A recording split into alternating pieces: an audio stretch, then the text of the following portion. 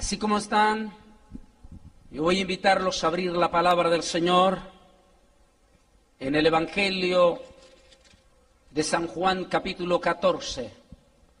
Evangelio de San Juan capítulo 14, versículo 1 en adelante, dice la bendita palabra del Señor en esta mañana. No se turbe vuestro corazón, creéis en Dios, creéis también en mí. En la casa de mi Padre muchas moradas hay. Si así no fuere, yo no lo hubiera dicho. Voy pues a preparar lugar para vosotros. Y si me fuere y os preparare lugar, vendré otra vez y os tomaré a mí mismo, para que donde yo esté, vosotros también estéis. Y sabéis a dónde voy y sabéis el camino. Le dijo Tomás: Señor, no sabemos a dónde vas. ¿Cómo pues podemos saber el camino? Jesús les dijo: yo soy el camino, la verdad y la vida. Nadie viene al Padre si no es por mí.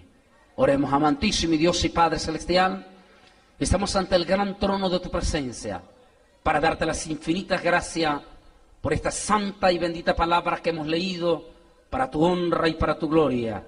Y que su palabra, mi amado Dios, no regrese a usted vacía, sino que dé fruto a los corazones. En el nombre de Jesús. Amén y amén. Amén. Pueden sentarse. La vida del ser humano es una vida naturalmente de peregrino.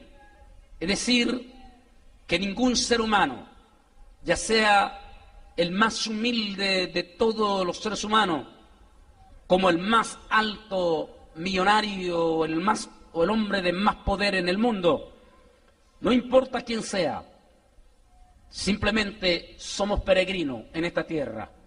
No hemos venido para quedarnos, no hemos venido para estar aquí eternamente, sino que tarde o temprano, no importa si es evangélico, si es católico, si es budista o es Hare Krishna, no importa, tarde o temprano va a tener que morir. Y algunos piensan que con la muerte se terminó todo. Algunas personas, amigos que no conocen a Cristo, dicen: no me importa, bebamos y comamos, al fin y al cabo el día de mañana nos moriremos. Y muchos creen de corazón que con la muerte se terminó completamente todo, ahí terminó, y que la muerte es como la muerte de estos animalitos que están aquí, estos perritos que están aquí, que una vez que ellos murieron, hasta ahí llegó la existencia, y a partir de ese momento no existe más memoria de esos perritos, ahí terminó su historia. Y muchos piensan que esa es la misma historia del ser humano. Sencillamente que el ser humano es la parte más inteligente de toda la creación, pero que igual que los animalitos, una vez que mueren, ahí terminó la historia. Y de veras, qué interesante es que así fuera, pero lamentablemente la historia de la Biblia dice que no es así, porque el ser humano es completamente diferente a todos los seres vivos de la tierra. Hace unos años, varios años, estuve invitado a dar una conferencia en la Universidad McMaster de Ontario, Canadá. Y mientras estaba dando la clase al departamento de antropología, en uno de los recesos vino uno de los doctores decanos de esta universidad, junto con sus discípulos, junto con sus estudiantes. Y él se me paró de frente y él me dijo: doctor Bolaine, yo estoy 100% seguro de que el ser humano descendemos del mono, y yo voy a seguir creyendo en la evolución hasta que alguien no me demuestre lo contrario. O en otras palabras me dijo, hasta que no encontremos el eslabón perdido. Cuando él me está diciendo, luego me dice: ¿cómo podría usted demostrarme? ¿Cómo podría usted demostrarme que no existe un hueso, que ese es el eslabón. Encontrar un hueso de un ser humano que sea más antiguo que el chimpancé, que es lo más práctico que podemos decir así. ¿Cómo puedo yo, me dijo él, mostrar hasta que no me muestren un hueso en antropología, un hueso, un eslabón que demuestre ser más viejo, más antiguo que el de un chimpancé?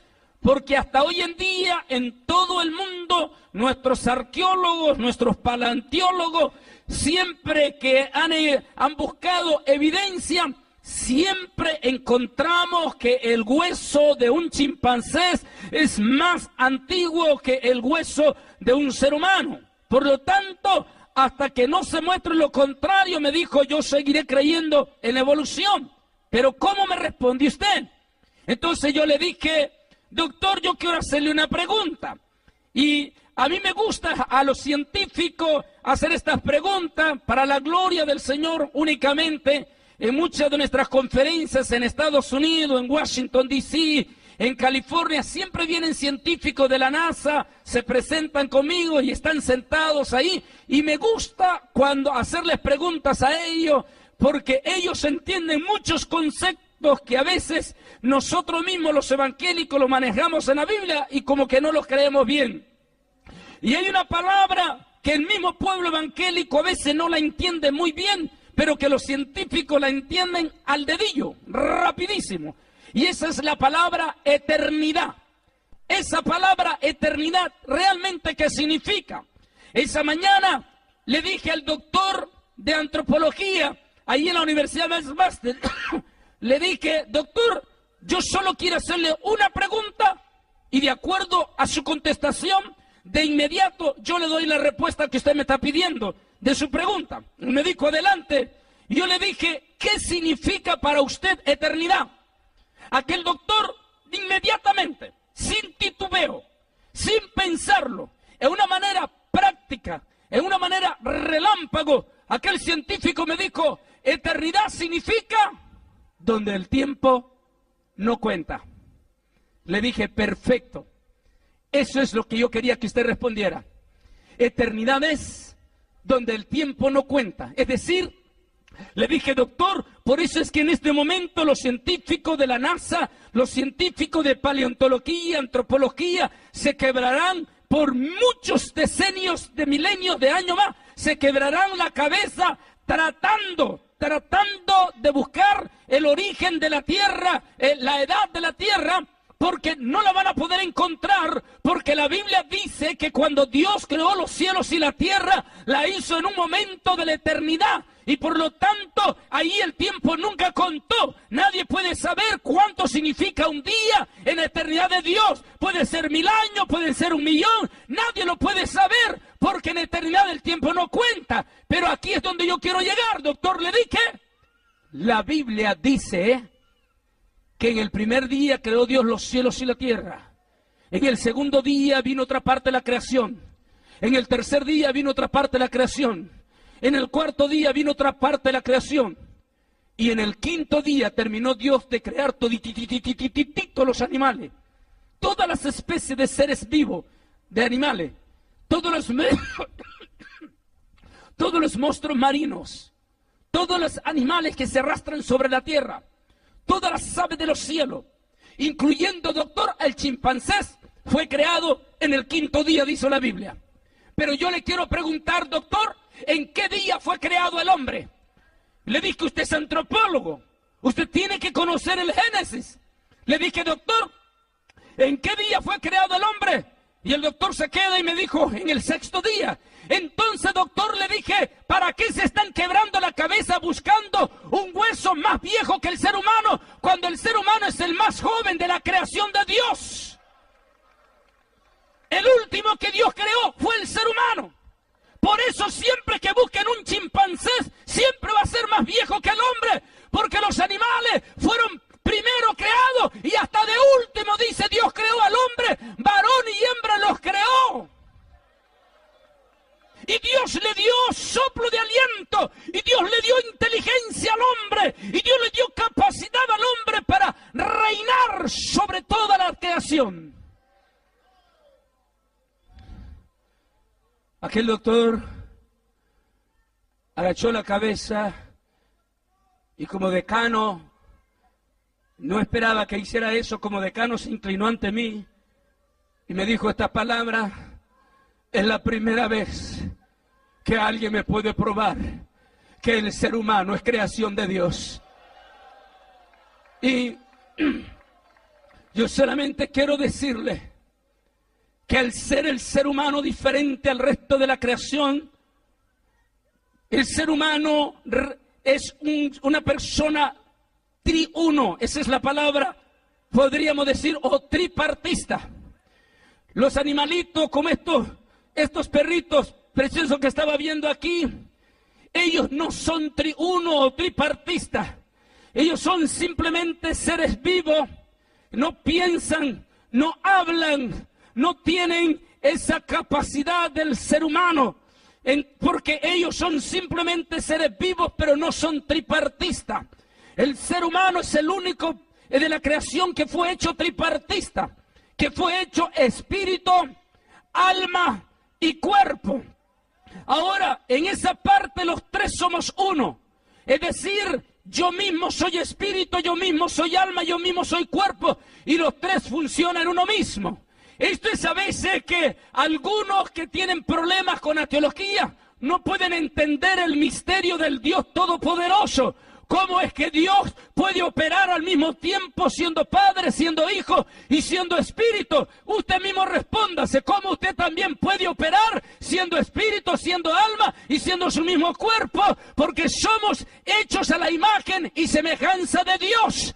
Ahora, al haber sido hechos a la imagen y semejanza de Dios, y aquí viene el asunto para responder donde iniciamos, Dios nos hizo un alma mortal, inmortal.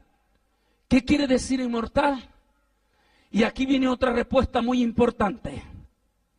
Al decir que tenemos un alma inmortal, quiere decir que la muerte, escuchen bien todos ustedes y aún los que van caminando, la muerte no es el final de la vida de un ser humano, sino todo lo contrario. La muerte es el inicio de la verdadera vida. En otras palabras, la verdadera vida comienza un minuto después de la muerte. Pero aquí vienen las grandes interrogantes de las que quiero entrar en esta noche. La Biblia es contundente y no solo las Sagradas Escrituras. En esto, si todititita las demás religiones, en una u otra manera, han estado de acuerdo, le dan la razón a las Sagradas Escrituras, a la Biblia. La inmensa mayoría de las mismas religiones paganas reconocen que existe una eternidad después de la muerte. Ahora bien, la Biblia dice que existen dos caminos. Dos, o más bien no que camino, dos destinos. Cielo e infierno. Un minuto después de la muerte, ese alma, esa persona que ha muerto, que no es un animalito, no es un perrito, no es un cochinito, es un ser humano. Un minuto después de la muerte, es allí donde comienza el verdadero momento trascendental de la historia. Una vez analizaba profundamente aquel pasaje de la Biblia que dice el Señor Jesucristo, y en aquel día, la traducción antigua, que es la más correcta, la traduce, y el día de su muerte, dice, y el que me confesare delante de los hombres, yo también le confesaré delante de mi Padre. Pero el que se avergüence de mí delante de los hombres, yo también me avergonzaré, dice el original antiguo, yo también me avergonzaré a la hora de su muerte de él, ante mi Padre. Ahora, esa parte que dijo Jesús me llama me llama la atención, porque en ese minuto, en ese instante, hay un estudio que hice que se llama el día del juicio final. Y estoy citando a un destacado escritor bestseller de los 50 en los Estados Unidos. Este famoso doctor cardiólogo que él decidió escribir ese libro al final y que fue un bestseller en los Estados Unidos. Este doctor cardiólogo estaba acostumbrado, había hecho centenares de operaciones del corazón y había visto centenares de personas morirse en el quirófano. Pero lo que a él lo lleva a la intriga a escribir el libro es que él descubre que esa gente que se moría en el quirófano o en los últimos minutos de su muerte, algunos morían con una muerte horrible, algunos morían con quejidos, con declaraciones bien feas, pero otros, sobre todo los que más le llamó la atención a él, es que muchos morían con una mirada dilatada, con una mirada de susto. El cardiólogo dice, y eso están de acuerdo todos los cardiólogos, que a la hora de la muerte de una persona, el último músculo en el momento de la muerte, el último músculo, es decir, cuando el corazón empieza a pararse en una forma sucesiva, todititos los músculos del cuerpo dejan de funcionar. Y el último músculo, es el último, el único, que todavía es el último en morir, es el músculo de la retina de los ojos. Entonces dice el doctor, esta gente tiene que mirar algo. Esta gente tiene que ver algo en el momento que sale de su cuerpo. Pero como los músculos de su mano paralizan, mueren entre la parte sucesiva, no puede mover su mano para hacer señas o escribir.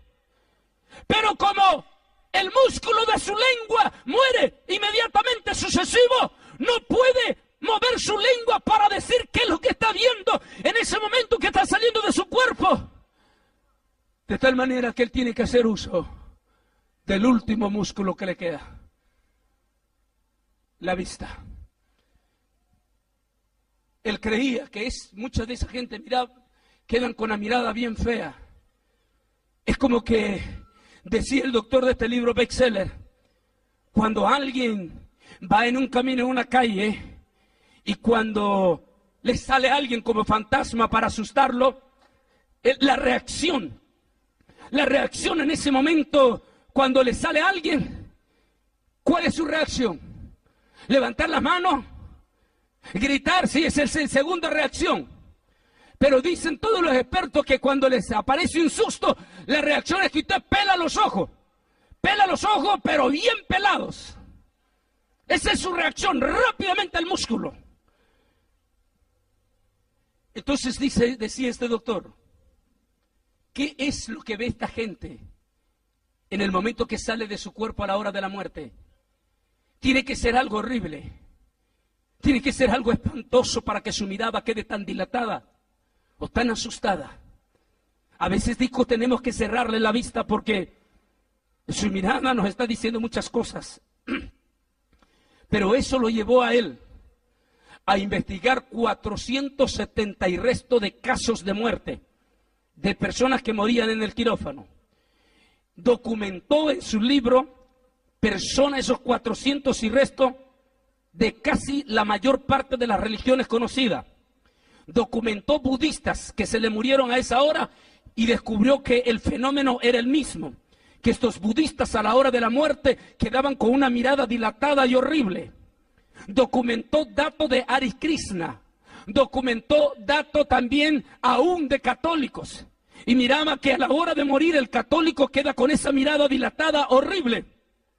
Ahora, ¿por qué este doctor al final termina asistiendo a una iglesia bautista y levantando su mano y aceptando a Cristo Jesús como su Salvador? Él lo explica en el libro y dice que de todo lo que documentó, lo que más le impactó era aquellos que morían en su quirófano y que antes de meterles, él sabía que eran evangélicos. Y él dice que a la hora de la muerte, muchos de estos evangélicos, en lugar de asustarse y de aterrorizarse, comenzaban a cantar, y que algunos decían que miraban ángeles, y lo que más le llamó la atención es la mirada dulce en que morían. Había una mirada dulce, dijo. En más de 70 y resto que él documentó, dijo, me impresionaba que los otros morían con una mirada fea, con una mirada de terror, con una mirada, aleluya, no sé si fallando el micrófono. Aleluya. Aleluya. A ver. Aleluya.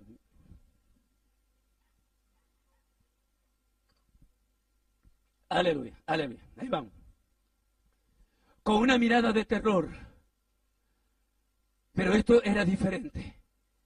Y esto me llevó un día a grabar el estudio Invitados al Cielo.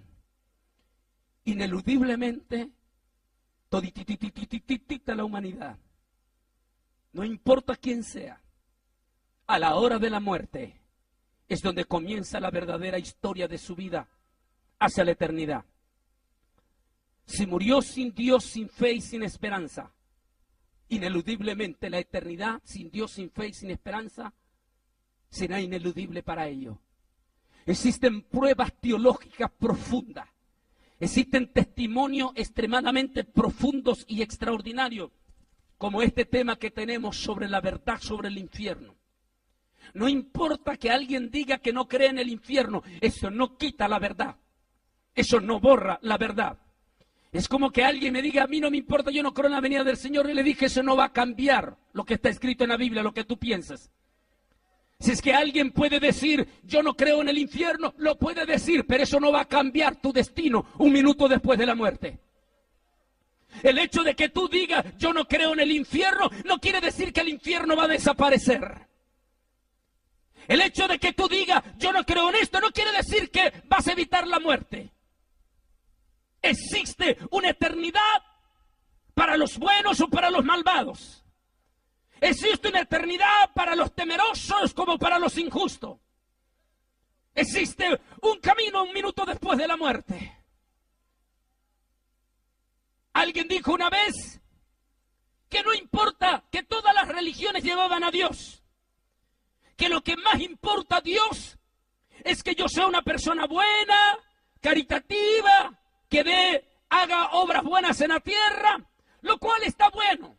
Sin embargo, desgraciadamente y lamentablemente, eso no le ayuda a la persona para llegar al cielo. Alguien dijo que todos los caminos llevan a Dios. No, tampoco no es así. Yo puedo decir aquel dicho que decían nuestros viejos antepasados, que decían que todos los caminos llevan a Roma. Yo creo que todos los caminos pueden llevar a Roma. Hay muchas formas de llegar a Roma. Se puede llegar en avión, se puede llegar en barco, y hasta en burrito se puede llegar. ¿Cómo? Cuando se congela el Polo Sur o cuando se congela el Estrecho de Bering. Usted se puede ir, va a durar años, pero dice que cuando se congela el Polo o el Estrecho de Bering, que fue así como entraron nuestros nativos indígenas al continente americano, usted puede pasarse ahí y algún día llegar a Roma. A Roma puede llegar todo, pero al cielo usted no puede llegar ni en burro, ni en avión, ni en caballo, ni aún siendo millonario. Al cielo solo hay un solo camino. Yo quisiera que los ecuménicos tuvieran razón, pero lamentablemente no tienen razón. Porque la Biblia dice que existe un solo camino. No hay otra forma. Claro que los seres humanos siempre estamos cuestionando y podemos tener múltiples de cuestionamientos. Y por eso el Señor dijo allá en el Génesis capítulo 6, no contenderá el hombre con Dios, con mi espíritu. Sencillamente porque Él es un simple mortal. ¿Por qué tiene que contender Dios con un impío? ¿Por qué tiene que contender Dios con un necio que se va a morir mañana? Mientras que Dios es eterno. Se dice, no contenderá. El hombre puede contender y decir, es que yo no creo, es que también los indios, es que también los hinduismos, es que también los budistas, es que también los islámicos, es que también, todo puede decir. Pero sencillamente, la Biblia, ahora, ¿por qué digo la Biblia? Ok, sí es cierto, existen muchos libros religiosos. Yo estudié en la Universidad Hebrea de Jerusalén, en el Medio Oriente. Estuve con el Instituto para la Paz del Medio Oriente en la Universidad Hebrea. He estado en Estambul y en todo el Asia Menor, en algunos momentos acompañado de una eminencia en teología, en historia de la Universidad de Estambul, como es el doctor Gyesi. Y hemos estado hace 7 años invitados por el gobierno de Estambul, por espacios de 2 semanas consecutivas, él y yo con un grupo de científicos analizando punto por punto. ¿Está bien? Es cierto, hay muchos otros libros religiosos. Se hablan de libros religiosos budistas. Se habla como el Corán. Se habla de muchos otros libros. Sin embargo, ninguno de estos libros religiosos tiene la patentidad, tiene la seriedad, tiene la reputación que tiene el libro de los libros. Porque lo que dice el libro de los libros está debidamente documentado. Todo el tiempo los científicos están encontrando evidencia que lo que dijo la Biblia es la verdad, que lo que escribe la Biblia es la verdad, y por más que los científicos tratan de desacreditar la Biblia, terminan dándose con la piedra en los dientes.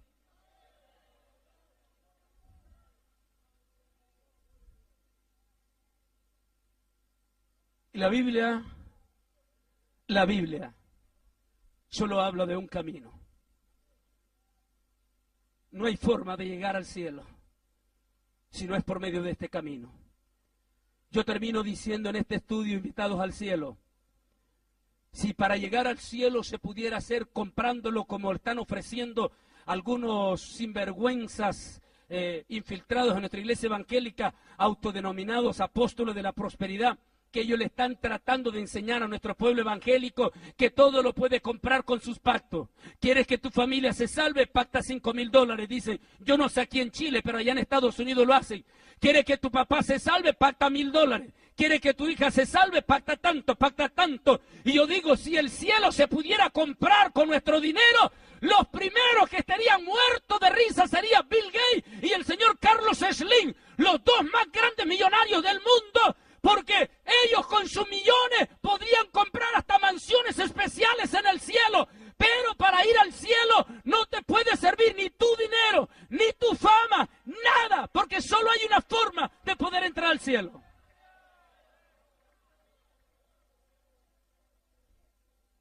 Nada. ¿Sabían ustedes? El año pasado, mi anciano padre pasó con el Señor. Y yo hablé inmediatamente de Estados Unidos con mi familia. Nosotros venimos de origen nicaragüense, de una familia de origen judío. Y entonces yo hablé inmediatamente con el hermano que estaba al frente mientras yo llegaba, de acuerdo a la costumbre de la familia. Y le dije, de acuerdo a la costumbre judía, tiene que comprarse el ataúd más sencillo, más humilde. Esa es la costumbre del judío. ¿Sabían ustedes que los judíos no compran un ataúd sumamente caro? Era costumbre en aquel entonces que cuando un judío muere fuera de Jerusalén, o sea, en otro país, porque como se tiene que enterrar en el ataúd porque esa es la ley, entonces allí mismo se fabricaba esa misma noche, se fabricaba el ataúd con lo más sencillo, lo más rústico. Ahora, yo recuerdo a mi abuelo que era judío practicante, y una vez yo pregunté a mi abuelo, ¿por qué tienen que enterrarlo en un ataúd con tablas rústicas? Y él me dijo, mijo, porque estamos mandando un mensaje al resto de la comunidad.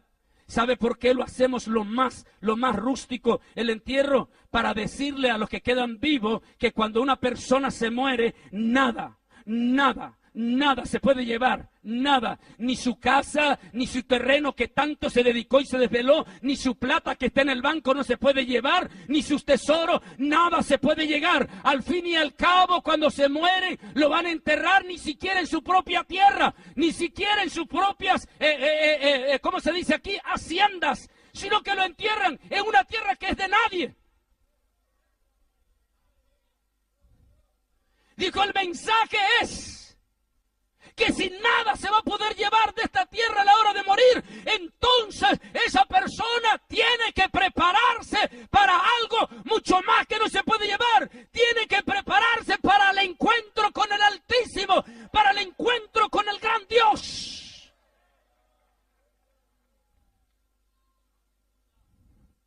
El encuentro con Dios. Todos los seres humanos, no importa quién sea, dije al comienzo, la muerte es inevitable. Pero la pregunta es, ¿dónde va a pasar la eternidad un minuto después de la muerte? El Señor Jesús dejó promesas contundentes. Hay un estudio que grabé, que nunca imaginé cuando lo hice y lo grabamos en inglés y español. Nunca imaginé que hasta lo iban a doblar en chino, de tanto que se ha regado por todo el mundo. Se llama ¿Por qué debemos creer en su venida? Y estoy hablando de un testimonio que a mí me impactó y por eso lo testifiqué ahí. Estoy hablando de un musulmán iraquí, que salió desde Irak rumbo para la Meca de Medina en Arabia Saudita. Como es costumbre, todo religioso islámico, uno de los sueños más grandes de su vida es asistir por lo menos, aunque sea una vez en todos los años de su vida, a la Meca y Medina en Arabia Saudita. Ahora, ¿por qué la Meca y Medina son los dos lugares más sagrados del Islam? Según me decía este islámico, uno de ellos es visitar la tumba de Mahoma.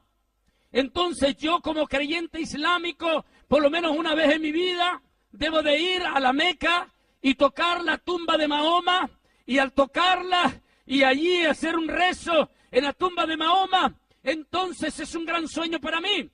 Dijo, como árabe, como musulmán, yo salí de Irak, pasé el desierto y llegué a Arabia Saudita. Y llegué hasta la Meca y a Medina. Y cuando estuve en la Meca, yo pude tocar la tumba de Mahoma. Yo pude acariciar la tumba de Mahoma. Yo pude agarrar las bolitas del rosario, que le llaman ellos también, ahí de Mahoma. Pero cuando estaba ahí, otro musulmán me dijo, bueno, ¿qué más te queda? ¿Qué más me queda? Le dijo él. Y ahora, ¿qué más me queda? Le dijo al mufti. Entonces el mufti, que es el especie de sacerdote islámico, le dijo, ¿ya visitaste el tercer lugar más sagrado del Islam? Y él dijo, ¿cuál? Y dijo, pues aquí está cerca, es la Meca, la mezquita de Omar, en Jerusalén. Y dijo, ahí donde la tradición dice que Mahoma subió en un caballo con alas. Entonces dijo él, bueno, si ya vine a la Meca de Medina, si pasé tantos meses cruzando el desierto, ¿por qué no voy a ir a la Meca, a la mezquita de Omar? Y dice, y se fue para Jerusalén. Y allí con la comunidad palestina encontró trabajo. Y allí se quedó por varios tiempos. Una mañana, 1991, estoy allí en el Muro de los Lamentos, en la Plaza del Muro de los Lamentos. Estoy sentado con otros amigos, son las 9 de la mañana, cuando de momento miro un musulmán, con todos sus atuendos musulmanes. Pero aquel musulmán es cuando están saliendo todos los musulmanes de la mezquita de orar, de rezar, le llaman ellos. Y cuando están saliendo, aquel musulmán estaba como un evangelista, ahí hablando y miraba que hablaba. Yo no lo entendía porque lo estaba haciendo en árabe.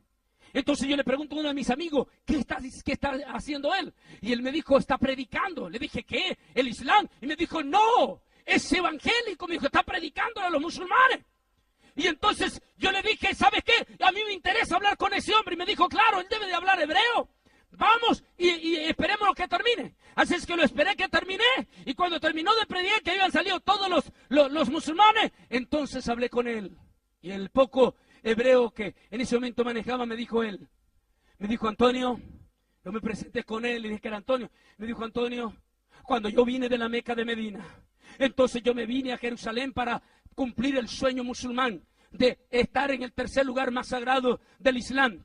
Allí estuve yo, pero todos los días me dijo, como tú ves, esta es mi ruta, yo vivo aquí, ya me señaló ahí donde vivía, y me dijo, todos los días que yo vengo, porque recuerda que los islámicos oran 3 veces, o al menos 2 veces al día, en la mañana y en la tarde al caer el sol. Así me dijo que yo venía en la pura mañana, y cada vez que yo venía, al regresar a las 9 de la mañana, siempre pasaba por este lugar.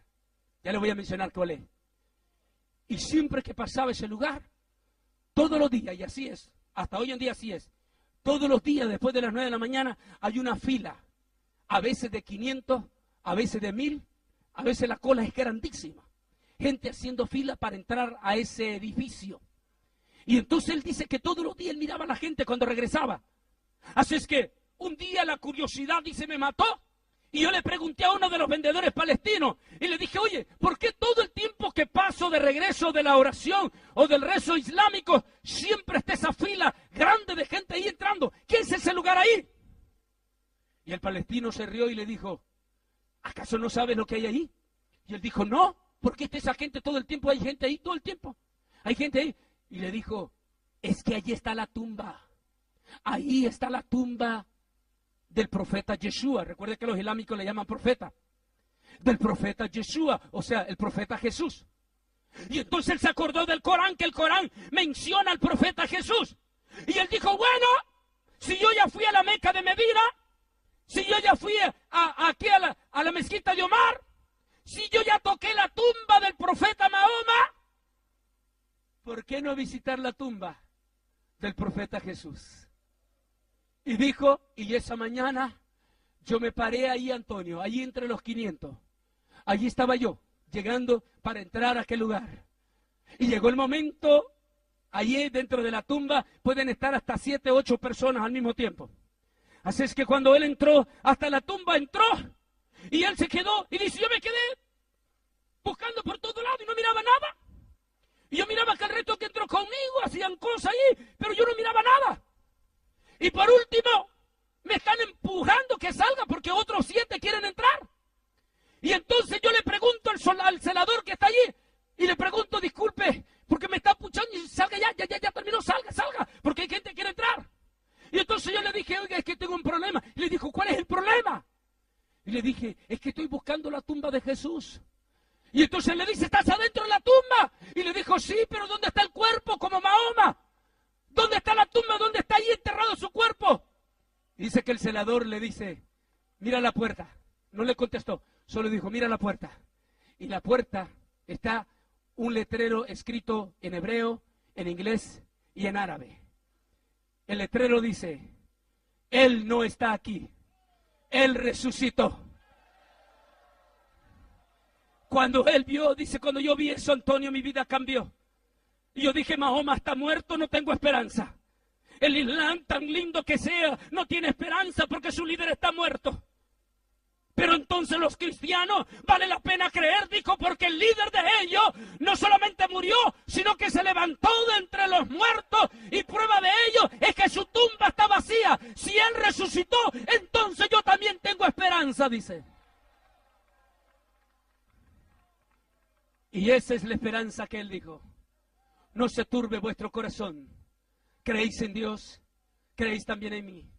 En la casa de mi Padre muchas moradas hay.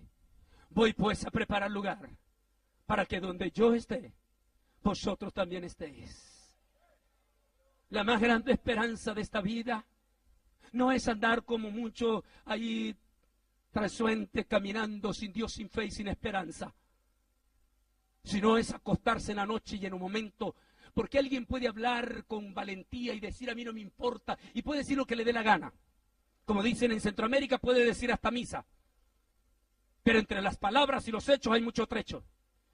Y entre las 1, 2, 3 de la mañana, a veces la persona despierta. Y ahí es cuando empieza a pensar. Y máximo si el doctor le dice tienes colesterol alto, y en cualquier momento te puede dejar de sonar el corazón. Hasta hoy en día permanece ahí. Algunas veces he llevado peregrinos de Estados Unidos y de Europa. Los he llevado a ese lugar. Casi nunca los turistas o los guías turísticos en Israel llevan a ese lugar a los peregrinos. Algunos por cuestiones de seguridad, porque está en manos de los terroristas de Hamas. Pero un día decidí llevar un grupo de pastores y por medio de amigos del gobierno de Israel conseguí hablar con una de las autoridades palestinas, y él inmediatamente, generosamente aceptó asegurar de que no iban a hacernos daño al pasar por ahí. Así es que pasamos en ese lugar, hoy conocido como la ciudad de Samaria, y ahí llegamos a aquel pozo que hasta hoy en día permanece ahí, aquel famoso pozo. Era el pozo en la entrada principal de Samaria. Ahí un día el rabino de los rabinos, recuerde que en aquel entonces no habían carros, así es que las caminatas se hacían en 2 formas. Para los que tenían dinero, bastante money, pues se iba en burrito y en caballo. Pero las que no tenían, hacían caminatas a pie. Aproximadamente eran 3 días, calculando que se camina cierta cantidad de kilómetros por día. Así es que el Señor Jesús hizo una travesía más corta pasando por Samaria. Y al llegar a Samaria, en la entrada de Samaria, era ya a eso de las 2, 3 de la tarde, la hora del almuerzo en Israel. Así es que estaban con hambre. El Señor Jesús le dice a sus discípulos que se metan al pueblo de Samaria y que busquen algo de comer, mientras Él decide reposar en el brocal de aquel pozo. Así es que los discípulos se van y el gran rabino, ese rabino ortodoxo, se queda sentado en el brocal del pozo. Él está sentado reposando en ese momento, cuando de momento llega una mujer gentil, no una mujer judía, una gentil. Usted sabe que un rabino no puede tocar a una mujer gentil. Entonces, llega una mujer gentil. Esta mujer llega, agarra su cántaro, agarra el malacate, esta cosa que le dan vuelta, no sé si aquí en Chile lo usaban antes, agarra el malacate y empieza a darle vuelta a la rueda y empieza a bajar el cántaro hasta bien abajo, recoge el líquido preciado y le vuelve a dar vuelta y lo sube. Y muy interesante, en todo ese momento hay profundo silencio. La mujer, como lo ve con la vestimenta judía, y es gentil, y estos samaritanos no querían a los judíos, así es que la mujer no le hace ningún solo comentario a aquel forastero que está sentado. El forastero solo está observando a la mujer. Cuando el cántaro de agua sale lleno, el forastero interrumpe el silencio y le dice: mujer, dame de beber. Inmediatamente aquella mujer reacciona con sus principios religiosos. Es la más desgracia cuando la persona siempre saca su religión. No, es que mi religión, y deben entender esta tarde que la religión no es la que te lleva al cielo, sino que lo que te lleva al cielo es un arrepentimiento genuino a través de Cristo Jesús.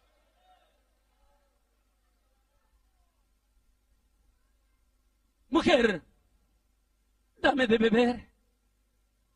Y le dice esta mujer: ¿cómo tú, siendo judío, pides agua a una mujer gentil? Cuando ustedes mismos enseñan que tocando a una mujer se contamina, mucho menos recibiendo de su mano agua se contaminan. ¿Cómo tú, siendo un rabino, le pides agua a una mujer inmunda, como le llaman ustedes? Y Jesús le dice: mujer, si tú supieras quién es el que te pide agua, entonces tú no le darías agua a él o a mí, sino que más bien me pedirías agua a mí. Y yo te daría de un agua que nunca jamás volverás a tener sed. La mujer reacciona y le dice: en una forma sarcástica. A veces así es el inconverso, a veces el inconverso es un poco sarcástico, un poco burlón de las cosas eternas de Dios. Y aquella mujer sarcástica reacciona y le dice: pues dame de beber agua, y así me evito venir otra vez cada día, 3, 4 veces al día a traer agua. Y el rabino, que está sentado reposando, le dice: claro que sí, mujer, solo una sola cosa: anda y ve, llama a tu marido, porque de acuerdo a la costumbre judía hay que hablar con el jefe también de la casa. Así es que ve y llama a tu marido. Y la mujer reacciona y dice: no, disculpe, señor, soy soltera. No, yo no tengo marido. Soy libre y sin compromiso. Aquella mujer no sabe con quién está hablando. A veces el pecador cree que puede engañar a Dios mismo.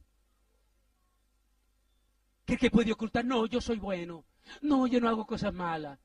Yo no necesito ser evangélico. Yo no le robo a nadie. Yo no hago nada de esto. Yo aquí, yo allá, yo allá. Es pura mentira, pura hipocresía.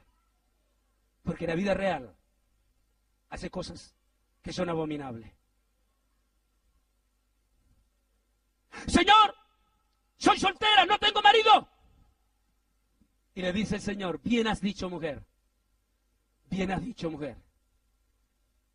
No tengo marido. Porque 5 maridos has tenido. Y el que ahora tiene, es decir, que estaba viviendo en adulterio, estaba viviendo a escondida, estaba viviendo en concubinato. Y de acuerdo a la ley, porque aún los samaritanos que también tenían la ley de Moisés, de acuerdo a la ley, si una mujer era sorprendida en un acto, en un hecho de marital, extramarital, debía de morir públicamente apedreada. Ahora entiende por qué la mujer samaritana se va a aterrorizar, se va a espantar, se va a asustar.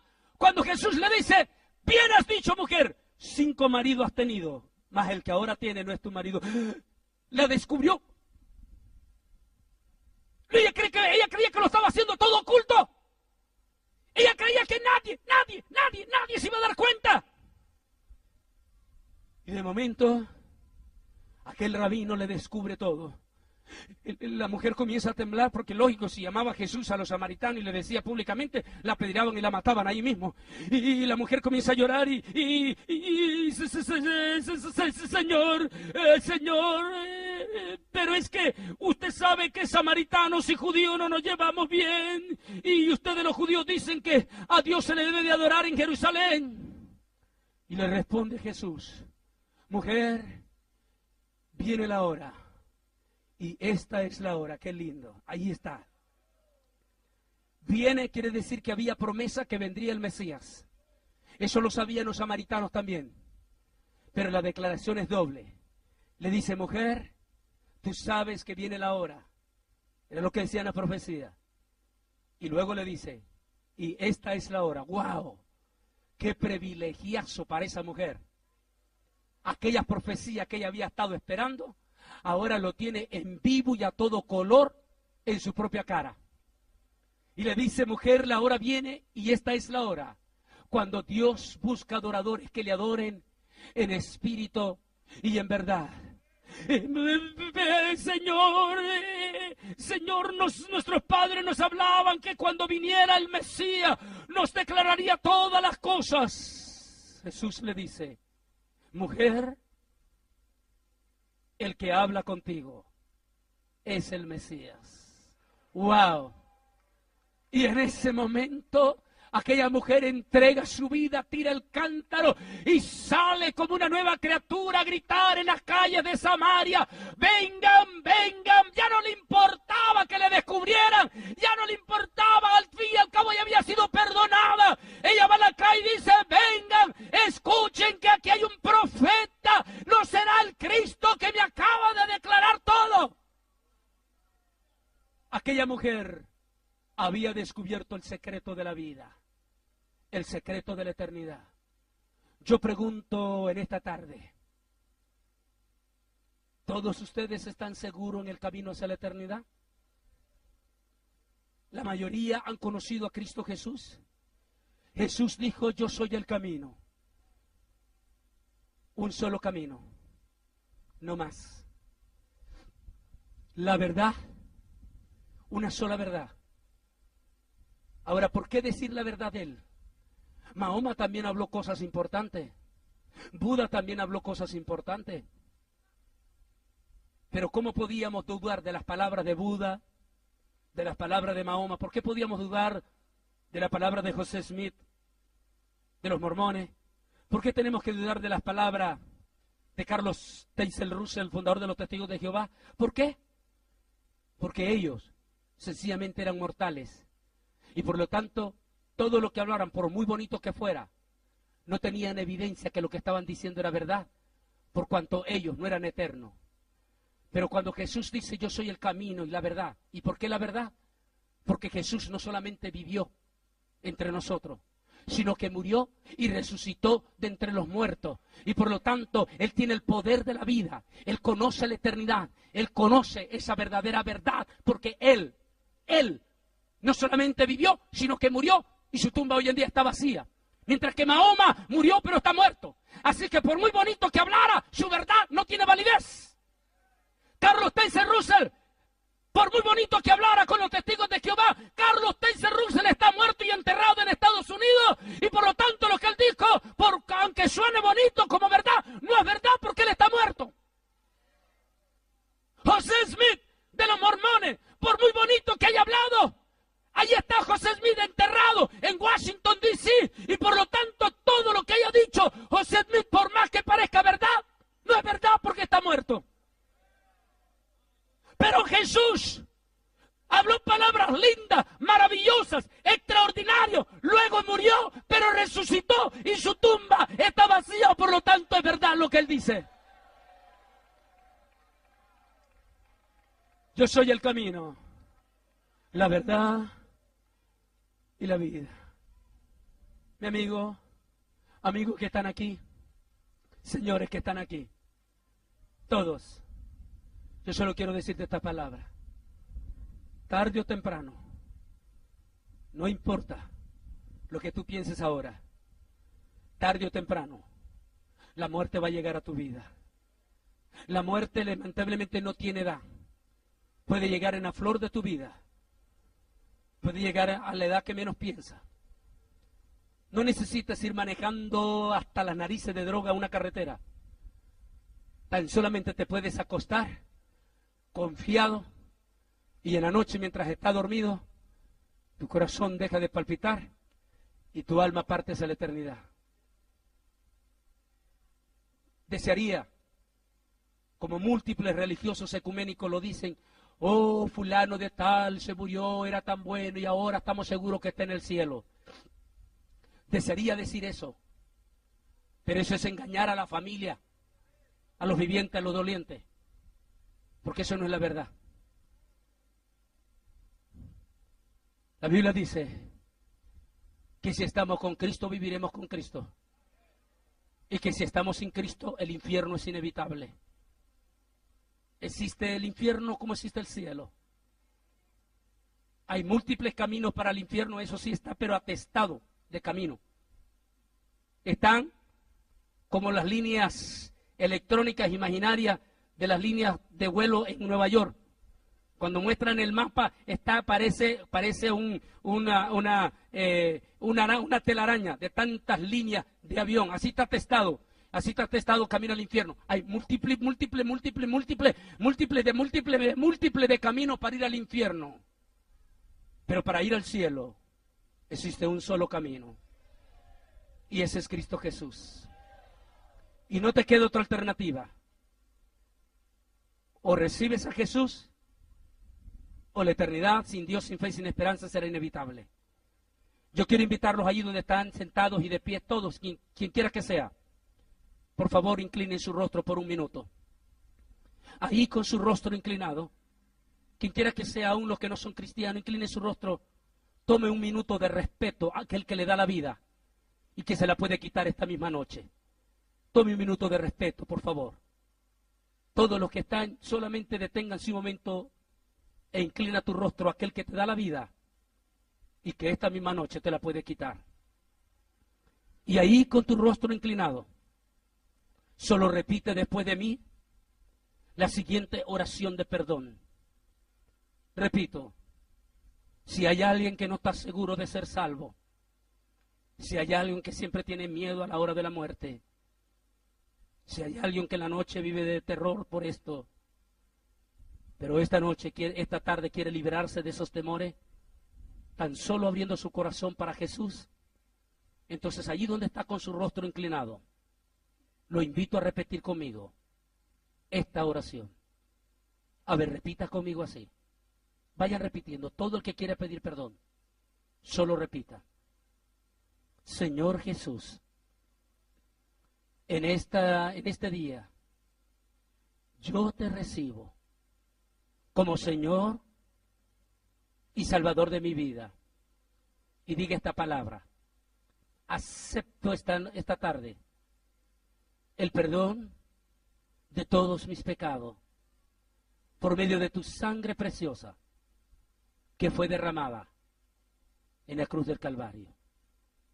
Ahora todos los que están pidiendo perdón en este momento, todos los que están inclinando su rostro y se acaban de pedir perdón, solo repitan 3 veces conmigo esta palabra. Digan así: te amo, Jesús. Te amo, Jesús. Te amo, Jesús. Y gracias por recibirme tal como soy en este momento.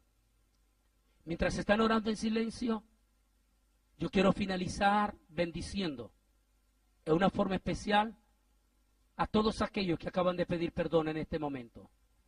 Para ello voy a pedir. Todo aquel que acaba de repetir esta palabra de perdón y de oración y de salvación, solo levánteme su mano derecha ahí donde esté, ya sea de pie o sentado, solo levánteme su mano. Todo el que acaba de pedir perdón nada más. Aquel que acaba de invitar a Jesús a su corazón, aquel que todavía no estaba seguro de ser salvo, aquel que es esclavo en la noche del miedo, aquel que no sabe si la muerte lo sorprende esta tarde, a dónde va a ir un minuto después. A todos ellos les estoy pidiendo que levanten su mano como una señal de entregar su corazón a Jesús y ser salvos esta mañana. Los que ya tienen a Cristo no lo necesitan, pero los que no, levanten su mano. Ahora voy a pedir con todo respeto, todo aquel que acaba de levantar su mano y acaba de pedir perdón a Jesús, yo quiero que salga de ahí de su lugar y venga hasta aquí adelante a esta tarima, aquí frente a la municipalidad donde se ha convertido esta tarde en santuario del Señor, porque la palabra dice que donde 2 o 3 estén, allí estará el Señor en medio. Así es que yo quiero invitar a todos los que han levantado su mano, joven, jovencita, señor o señora, todo aquel que no estaba seguro de ser salvo esta mañana, pero que hoy está pidiendo perdón, que hoy está pidiendo a Jesús que entre en su corazón, venga para acá, venga al altar, venga al altar.